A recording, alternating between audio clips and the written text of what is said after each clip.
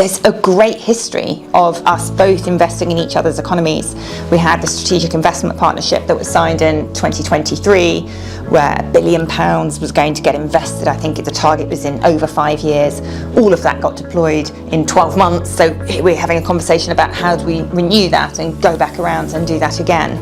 But it's really important that this is something that is not just about pounds. It's about creating jobs.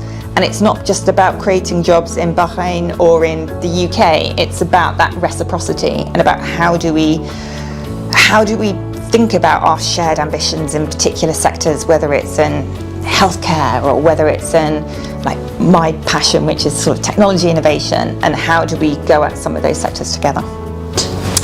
I think one of the parts that I'm naturally interested in is the world of entrepreneurs and building new businesses. And I'm sort of naturally leaning towards like technology sector because that's my background, and I've seen some incredible, startups here. We had a fantastic visit yesterday where we were, I think it was at Spring.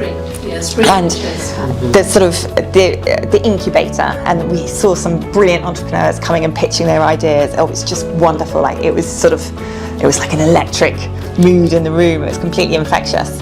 And I thought this is a great opportunity for all those British entrepreneurs to come into a country that feels incredibly familiar, except the weather, which feels very foreign. It feels incredibly familiar. It feels like an environment they can learn very quickly because it's so similar to what we have in the UK, but it unlocks access to a huge market within the GCC. And I think there's a good chance for us as government officials to think about how do we make those introductions? How do we bring more of those British companies to Bahrain to see what is here, and vice versa? And it's those human-to-human links where people get to come and see for themselves and share in that experience that makes the difference. And then when they're thinking, I need to think about international expansion opportunities, that's where they come. One of the other tangible things that I've come away with is the level of digitisation of government services here is fantastic. And we saw some of the things that the government's doing to support those businesses on their growth journeys, and how you can set up branches or expansion, and all of this is done online, and you can get access to the regulators that you need to at the touch of a button. Like, it's just phenomenal, and I would love to be able to replicate some back of that in the UK as well.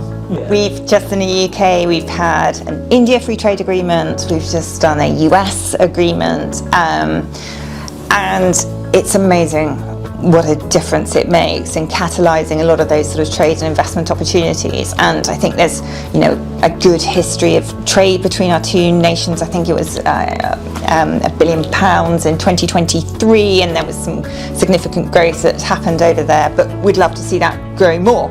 And a great way is by having these agreements to make the process easier and simpler, and also provide that high-level endorsement. I'm speaking to our team, I'm encouraging them to try and get that over the line as soon as we can, and I've felt very encouraged by the conversations that I'm having with government here, who are incredibly supportive of getting that done. So I feel cautiously optimistic that we should be looking to try and get something done in the not too distant future. I feel that in all parts, all nations understand the opportunity that this brings. And of course, every nation comes at it with a different perspective, and Bahrain plays an incredibly valuable role in helping to support and helping manage the conversation and the negotiations to that end. But I feel ultimately this is something that there's more in common than there are differences around those growth sectors and around the ambitions. I think both Bahrain and UK have incredible experience and assets in the financial services sector. So that feels like an obvious area for collaboration. But I'm also really ambitious around the opportunity that artificial intelligence presents.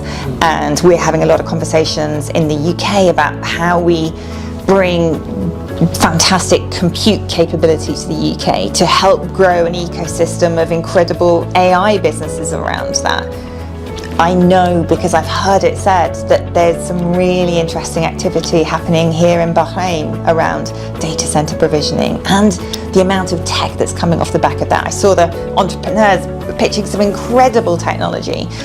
I would love to see that technology exchange of ideas, exchange of capabilities, exchange of opportunities for businesses to expand. I'd love to see that as a real area for growth.